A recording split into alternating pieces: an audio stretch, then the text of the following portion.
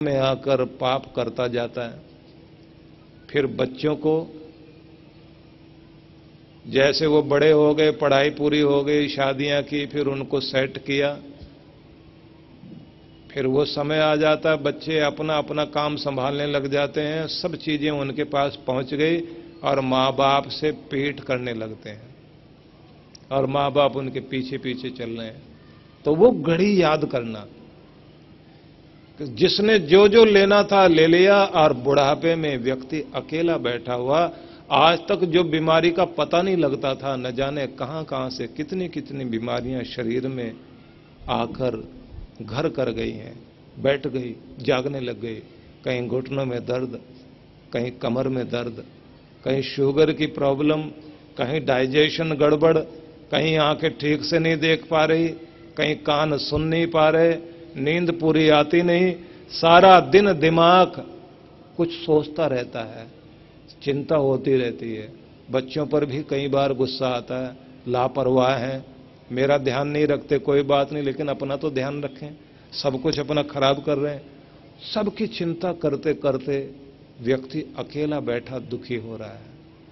फिर दुखी होता है इस बात के लिए कि ठीक टाइम पर कोई ध्यान रखने वाला नहीं दवा ला कर दे दे।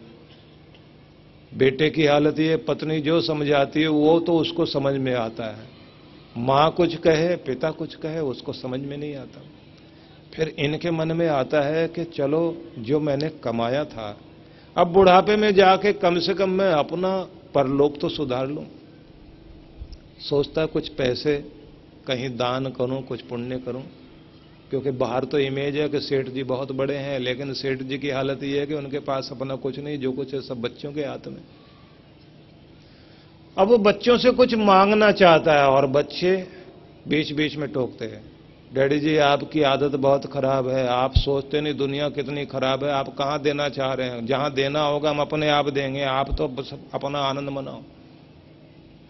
अब वो सोच रहा बैठा हुआ कि न तो मैं दान कर सकता, न पुण्य कर सकता, कहीं जाने लायक मैं नहीं हूं, बच्चे मेरा ध्यान नहीं रख पाते, बीमारियां शरीर में आके बैठ गई, जिनके लिए मैंने इतने गुनाह किए उन्हें मेरा कोई ध्यान नहीं। धीरे धीरे बीमारियां बढ़ रही, शरीर खराब हो रहा। अब वो घड़ी आ गई, खुद के बारे में सोचते सोचते अपने आप को उस बुढ़ापे की उस दहलीज तक लेकर जाओ कि शरीर अब किसी लायक नहीं है और अब लगता है कि ये बोझ हो गया, बोझ ढोना मुश्किल है। अब भगवान से कहते हैं, भगवान वो वाली नींद दो जिस नींद को फिर अंत ना हो, तेरे चरणों में सो जाऊं, तो अपनी गोद में जगह दे। और एक दिन शरीर छूट गया, शरीर पड़ा है, घर के लोग आ गए। अब दिखावे के लिए सब रो जरूर रहे हैं, लेकिन किसी को भी असली रूप में एहसास नहीं है। लेकर गए, चिता पर शरीर रख दिया गया। जिस गली मोहल्ले में अकड़कर सेठ जी चलते थे, अब वो गली मोहल्ले के लोग देख रहे हैं, अर्थी को लेकर जा रहे हैं। मकान खड़ा रह गया, रुपया पैसा पड़ा रह गया। गए, जाकर शरीर को चिता पर रख दिया, आग जला दी गई। थोड़ी देर के बाद देखते देखते सब राख हो गया। परिवार के लोग मुड़कर घर की तरफ आ गए।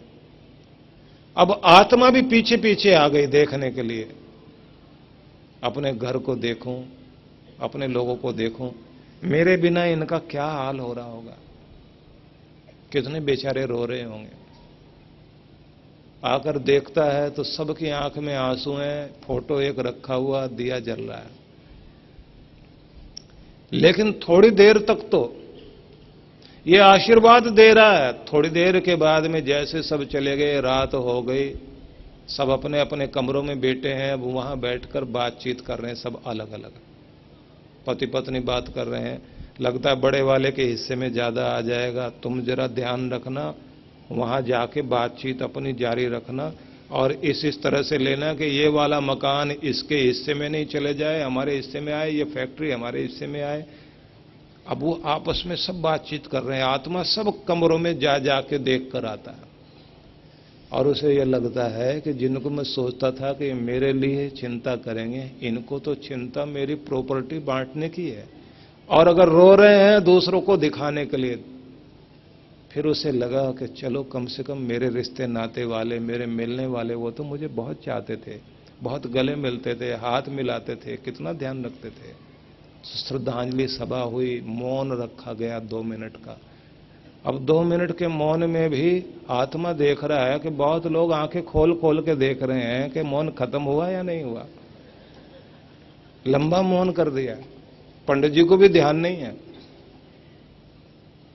इशारा करते हैं एक दूसरे को, तू ही मंत्र पाठ कर, कम से कम मौन तो खत्म हो। अब आत्मा सोच रहा है कि मेरे लिए तो मौन भी कोई ठीक से रखने को तैयार नहीं, मैं किस दुनिया के लिए पागल था। ना तो बेटे मेरे लिए कोई ध्यान रख रहे, ना बहुएं रख रही, ना रिश्ते नाते वाले। अब रिश्तेदारों पर ध्यान आ रहा है। जो रिश्ते नाते वाले लोग आ रहे थे मिलने के लिए, वो वहां से घर तक तो ठीक ठीक आते हैं, घर के अंदर आते आते उनके आंख में आंसू, और उसके बाद चाय पीने बैठ जाएं, फिर उनके आंसू चुप। उसके बाद दूसरे लोग आ रहे हैं, वो भी घर में जैसे प्रवेश करते हैं उसी समय रो रहे हैं, उसके बाद थोड़ी देर के बाद वो भी चुप हो जाएं, और जैसे फिर कोई तीसरी पार्टी आ जाए तो फिर उसे देखते ही फिर सारे रोना शुरू करें। इसको समझ में आया कि ये तो किस्तों में रो रहे हैं बैठे हुए सब के सब, थोड़ी देर का ही ध्यान है, बाकी तो फिर दुनियादारी की बातें करते हैं। अब आत्मा सोच रहा है कि हे भगवान, मैं किन के लिए पागल था।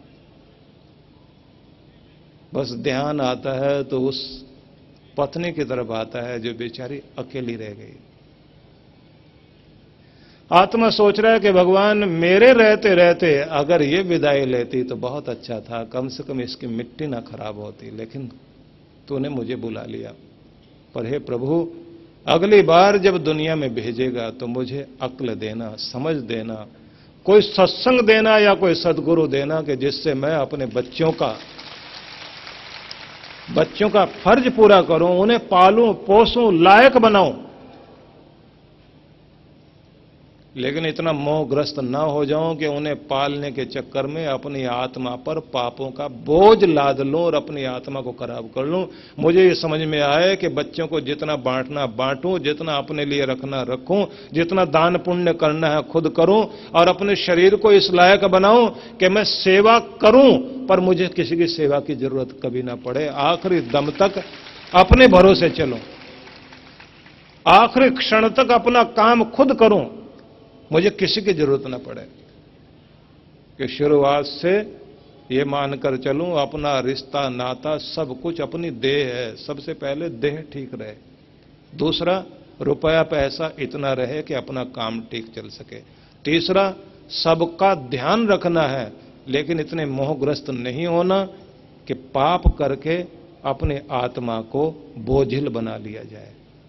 और चौथी चीज मुझे ये समझ आ रही है कि मैं इस तरह से जीऊं कि अपने लिए समय निकालूं, अपने बच्चों के लिए समय निकालूं, समाज सेवा के लिए समय निकालूं, देश के लिए समय निकालूं, पर सबसे ज्यादा प्रभु तेरे लिए समय निकालने वाला बन सकूं। निवेदन करें, जहां ले चलोगे वहां मैं चलूं, जहां ले चलोगे वहां मैं चलूं, जहां नाथ रख लोगे, जहां